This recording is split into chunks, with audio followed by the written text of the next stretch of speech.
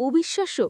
এই ছেলেটা একদিন জানতে পারে যে তার পূর্বপুরুষেরা ১০১টি সোনার বার লুকিয়ে রেখেছিল তাদের পুরনো বাড়িতে। কিন্তু পরিস্থিতি পাল্টে গেল, কারণ সেই বাড়িতে এখন বানানো হয়েছে শহরের সবচেয়ে ভয়ঙ্কর, সবচেয়ে দুর্ধর্ষ জেলখানা। তাহলে কি করতে হবে? সেই গুপ্তধন উদ্ধার করতে তাকে যেতে হবে জেলের ভেতরে। কিন্তু কিভাবে? মুভি শুরু হয় বন্দীদের দুটি গ্যাংয়ের তুমুল লড়াই দিয়ে, ক্র্যাব গ্যাং আর টাইগার গ্যাং। কে চালাবে এই জেল, সেটাই ঠিক হবে আজ। এদের মাঝে এসে হাজির হয় আমাদের হিরো জ্যাং, এক স্ক্রিপ্ট রাইটার যে ঋণের দায় ফতুর। পাওনাদার হুমকি দিয়েছে ৪ দিনের মধ্যে স্ক্রিপ্ট না দিলে তার দুটো হাত কেটে নেবে। ঠিক তখনই তার হাতে আসে দাদার পাঠানো এক পার্সেল, চিঠি আর একটা ম্যাপ। চিঠি বলছে, বহু বছর আগে জাপানি হামলার সময় পূর্বপুরুষেরা সোনা লুকিয়েছিল এক কুয়োয়, আর এখন সেই কুয়োটায় চাপা পড়েছে এই ভয়ঙ্কর জেলখানার নিচে। জ্যাং দেরি করে না।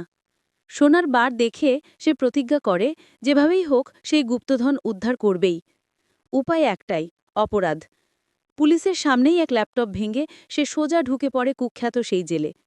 সেখানে প্রথম দিনেই তার দেখা হয় ক্র্যাব নামের এক প্রভাবশালী গ্যাং লিডারের সাথে। ক্র্যাব তাকে ছোট ভাই হিসেবে মেনে নেয়।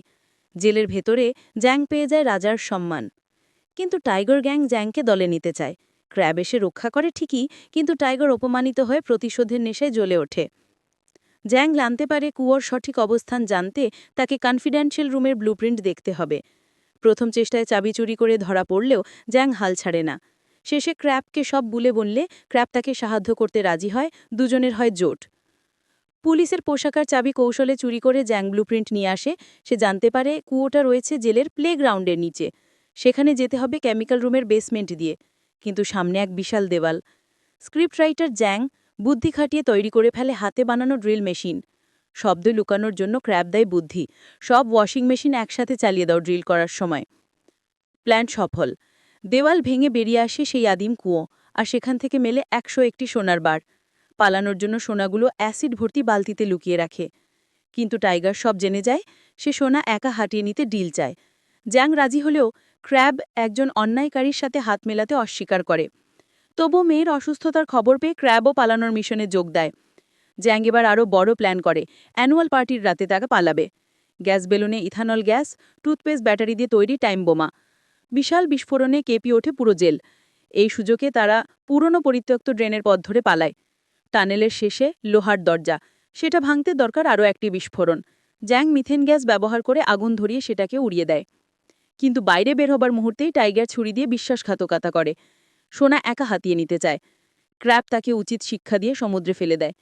জ্যাংয়ের সামনে শেষ মুহূর্তের চরম পরীক্ষা। এক হাতে প্রিয় ভাই ক্র্যাব, আর অন্য হাতে শত কোটি টাকার সোনা।